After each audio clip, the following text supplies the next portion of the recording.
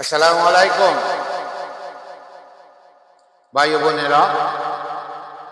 হযরত আবু সাঈদ আল খুদরি রাদিয়াল্লাহু আনহু কে বর্ণিত নবী সাল্লাল্লাহু আলাইহি সাল্লাম হইতে বর্ণিত করেন যে তাকে জিজ্ঞাসা করা হইল, মুমিনদের মধ্যে কোন ব্যক্তি পরিপূর্ণ ঈমানদার? তিনি উত্তরে বলেন, যে ব্যক্তি নিজের জান মাল দিয়া আল্লাহর রাহে জিহাদ করে এবং সে এই ব্যক্তি পূর্ণ ঈমানদার।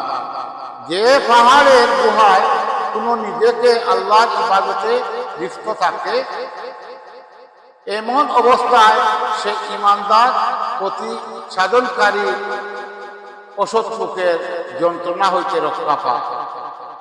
হাদিসটি বর্ণিত সুন্নাহ আবু দাউদ, হাদিস নম্বর 2477।